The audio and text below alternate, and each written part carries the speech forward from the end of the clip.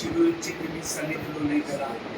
మీకు వందనం చెల్లిస్తూ మా జీవితాలను చిగురింపచేస్తూ ఈ యాజకత్వంలో మేము ఏమాత్రం వెనుదిరిగి చూడక కష్టమైన భారమైన దీన్ని నాయన ముందుకు కొనసాగించడానికి మీ కృపతో నింపండి ప్రభావ. మీ కృప తప్ప మాకు మా దగ్గర ఇంకేమీ లేదు ప్రభు. మీకు వందనాలు. ఇదిగో నాయన నీ దాసుని మీరు ఏర్పాటు చేసుకొని అన్ని జనాంగం మధ్యలో ఒక వెలుగుగా ఉంచారు. మీకు స్తోత్రాలు. బాప్తిస్మం నుంచి యోహాను మండుచూ ప్రకాశించుతున్న దీపం అని మీ లేఖనంలో రాయబడి ఉన్నది. అలాగూ ఈ ప్రాంతంలో ఆయన ప్రకాశించే దీపంగా నీ దాసుని ఏర్పాటు చేసుకుని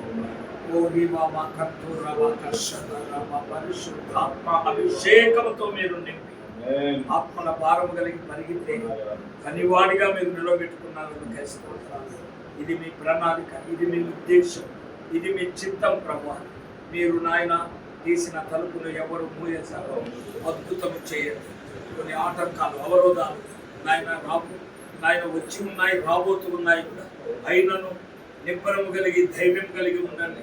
నేను మిమ్మల్ని విడువను, ఎడబాయను, మీతో ఉండువాడను, మీ ముందరు నడుచువాడనని మీరు సెలవిస్తున్నారు. స్తోత్రాలు. అద్భుతమైన కార్యము జరిగిస్తూ ఈ దాసుని కుటుంబము, సంఘమును నాయన పరిచర్యను వర్ధిల్ల చేయండి ప్రభు. మీ వెలుగు, మీ ప్రసన్నత, మీ దీవెనలు వర్షింప చేయండి అయ్యా. మీరు రాకడ పర్యంత వరకు నమ్మకమైన సంఘముగా, మహిమ కలిగిన సంఘముగా, ఎత్తబడే సంఘముగా, వధువు సంఘముగా మీరు పరిశుద్ధాలంకారములతో అలంకరించి నిరీక్షణతో నింపండి ప్రభు. ఆర్థికంగా, ఆత్మీయంగా అన్నిటిలో మీరు ఎదిగిస్తూ ఈ దాసుని పక్షముగా మీరు తోడుగా ఉండి నడిపించమని యేసు క్రీస్తు వారి యొక్క దివ్యమైన నామములో ఈ మందిరమంతా మీ వెలుగుతో, మీ ప్రసన్నతతో నింపమని దీనులమై అడిగి వేడుకుంటూ సంఘమును ముందున్న దినాలలో మీరు విస్తరింపజేయబోతున్నారు. అందుకై స్తోత్రాలు చెల్లిస్తూ ఉన్నాను. తెలియని మార్గంలో నీ దాసుని నడిపి అనేక ఆత్మలను నీ దాసుని చేతికి మీరు అప్పగిస్తున్నారు. అందుకై స్తోత్రాలు.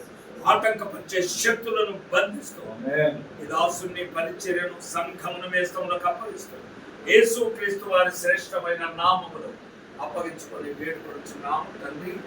ఆమేన్. ఆమేన్.